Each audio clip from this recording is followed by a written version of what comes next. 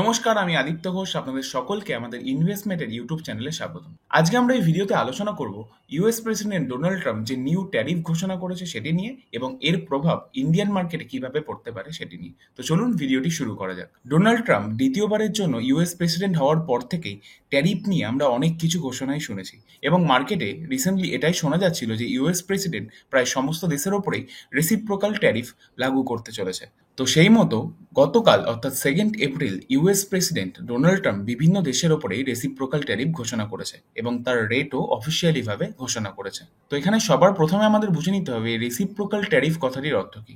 খুব সহজ ভাষায় আমি যদি রেসিপ্রোকাল ট্যারিফের মানে বোঝাই, এখানে আমি আমেরিকার উদাহরণ দিয়েই বলছি। ধরুন, কোনো দেশ আমেরিকান পণ্যের ওপরে যে ইম্পোর্ট ডিউটি চার্জ করে, আমেরিকাও সেই দেশের পণ্যের ওপরে সেম ইম্পোর্ট ডিউটি চার্জ করবে। যেমন ধরুন, কোনো দেশ যদি আমেরিকার প্রোডাক্টের ওপরে 10% ট্যারিফ চার্জ করে, আমেরিকাও সেই দেশের প্রোডাক্টের ওপরে 10% ট্যারিফ বা ইম্পোর্ট ডিউটি চার্জ করবে। এটাকেই বলে রেসিপ্রোকাল ট্যারিফ। তো চলুন দেখে নেওয়া যাক কোন দেশের ক্ষেত্রে এই ট্যারিফটা কত পার্সেন্ট ঘোষণা করা হয়েছে। তো আমরা যদি প্রথমেই দেখি, প্রথমেই আসছে চায়না। আচ্ছা, এখানে প্রথম রোতে আপনি যেটা দেখতে পাচ্ছেন, tariff charge on US goods, অর্থাৎ চায়না ইউএস গুডসের উপরে কত পার্সেন্ট ট্যারিফ চার্জ করে। আর এখানে আপনি যে রেসিপ্রোকাল ট্যারিফটা দেখতে পাচ্ছেন, অর্থাৎ আমেরিকা যেটা ঘোষণা করেছে যে চায়নার উপরে তারা কত পার্সেন্ট ট্যারিফ চার্জ করবে বা ইম্পোর্ট ডিউটি চার্জ করবে। তো আপনি যদি এখানে দেখি, আমি আপনাকে যে উদাহরণ দিলাম সেই অনুযায়ী কিন্তু এখানেও 67 হওয়ার কথা ছিল, বাট ট্রাম্প বলেছে যে তারা এটাকে as a discounted reciprocal tariff বলছে। অর্থাৎ আপনি যদি লক্ষ্য করে দেখেন যে ইউরোপিয়ান ইউনিয়নের ক্ষেত্রে এখানে তারা চার্জ করে প্রায় 40%, আমেরিকা সেখানে চার্জ করবে 20%। আমরা যদি আমাদের ক্ষেত্রে দেখি as a India, India US এর পণ্যের ওপরে ট্যারিফ চার্জ করে প্রায় 52%। তো তার এগেনস্টে আমেরিকা আমাদের যে রেটটা নতুন দিয়েছে, অর্থাৎ এখন কোনো ইন্ডিয়ান গুডসের ওপরে আমেরিকার ইম্পোর্ট ডিউটি হচ্ছে 26%। অর্থাৎ এখানে আপনি কিন্তু ওভারঅল একটা 50% ডিসকাউন্ট বা কোনো দেশ যে হারে চার্জ করে তার একটা 50% বা হাফ কিন্তু আমেরিকা চার্জ করবে বলে ঘোষণা করেছে বলতে পারে। তো আমরা যদি সব থেকে বড় বড় পার্সেন্টেজগুলো দেখি, যেরকম কলম্বিয়ার ক্ষেত্রে, কলম্বিয়া ইউএস পণ্যের ওপরে প্রায় 97% ট্যারিফ চার্জ করে।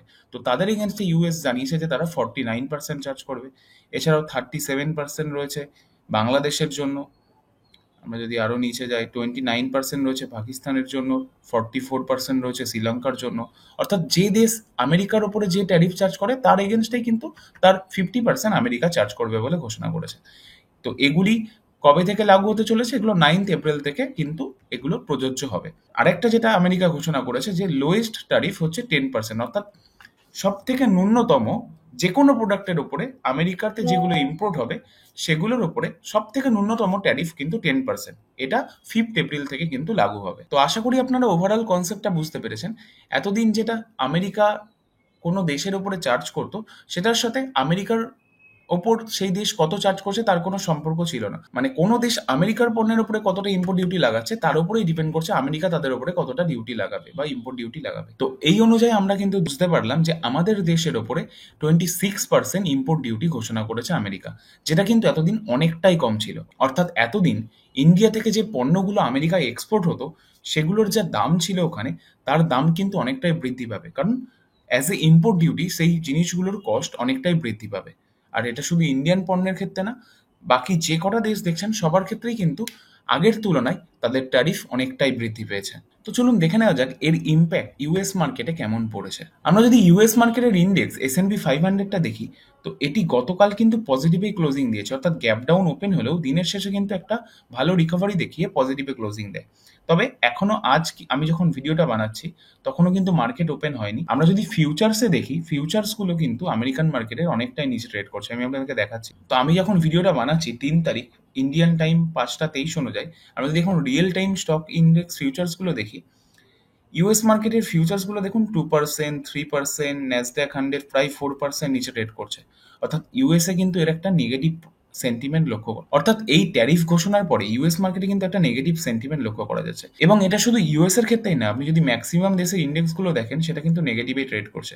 অপরদিকে আমরা যদি ভারতের বেঞ্চমার্ক ইন্ডেক্স নিফটি 50 দেখি, সেখানে কিন্তু তেমন একটা ফল লক্ষ্য করা যাচ্ছে না। তো চলুন একবার নিফটির চার্টে গিয়ে সেটাকে অ্যানালাইসিস করা যাক। তো যেমনটা আমরা নিফটির ডেলি টাইম ফ্রেমে অনুযায়ী দেখতে পাচ্ছি, নিফটি আজ অনেকটা গ্যাপ ডাউন ওপেন হলেও সেখান থেকে কিন্তু একটা ফাস্ট রিকভারি দেখিয়েছে এবং দিনের শেষে কিন্তু গ্রিন ক্যান্ডেলেই ক্লোজিং দিয়েছে। অর্থাৎ যে লেভেলে নিফটি ওপেন হয়েছিল সেই লেভেলে কিন্তু নিফটি আর পরবর্তীকালে আসেনি বা তার নিচে ক্লোজিং করতে পারেনি।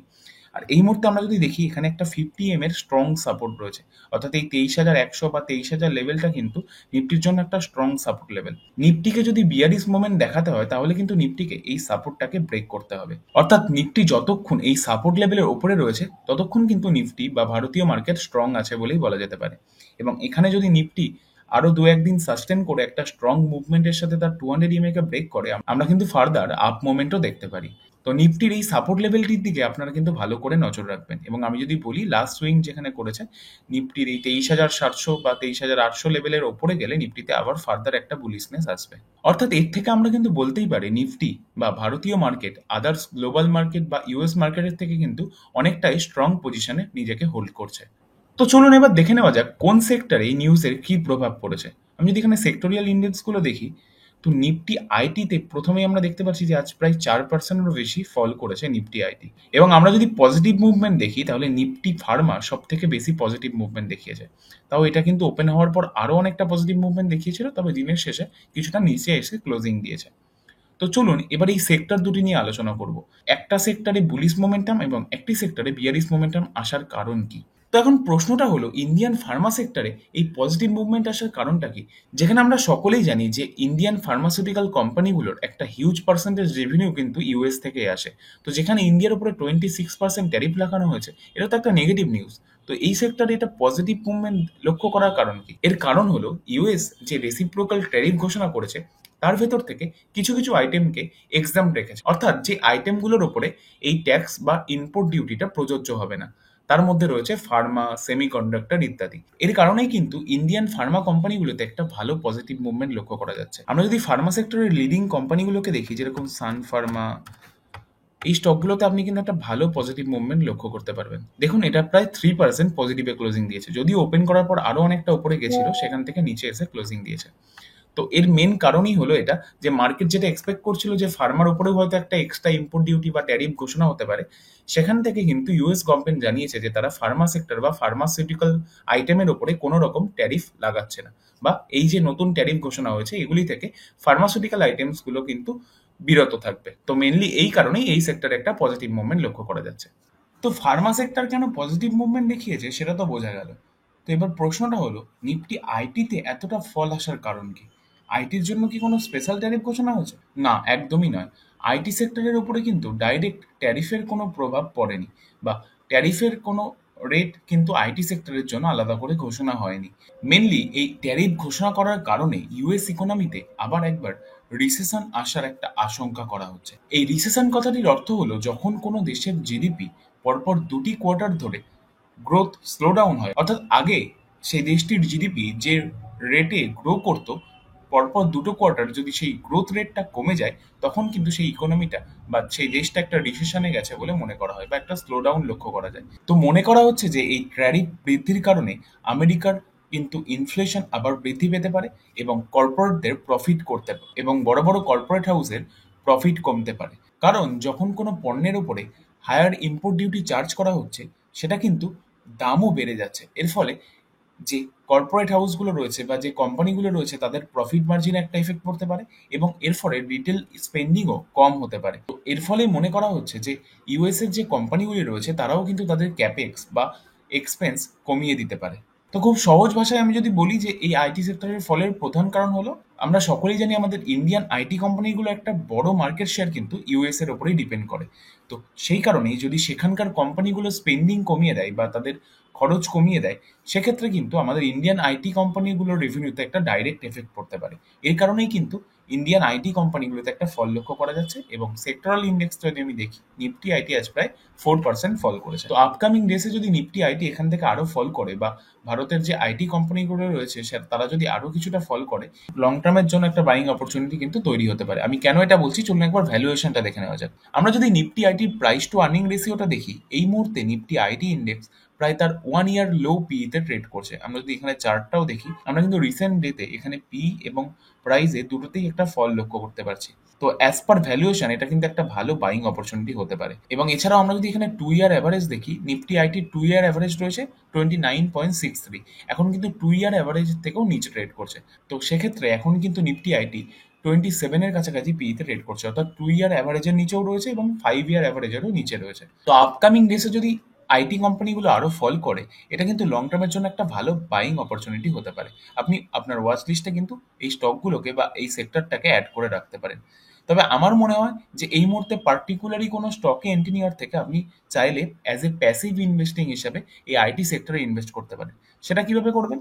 এই নিফটি আইটির অনেক ইটিএফ আপনি মার্কেটে পেয়ে যাবেন। অনেক কোম্পানি এই নিফটি আইটি ইন্ডেক্সের উপরে ইটিএফ ইস্যু করে থাকে।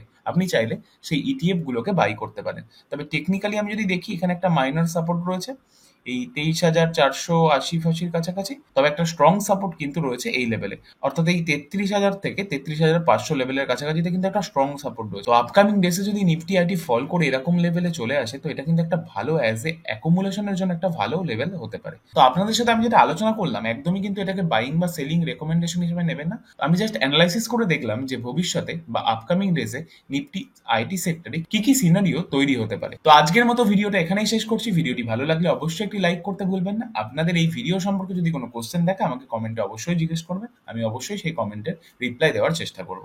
ধন্যবাদ।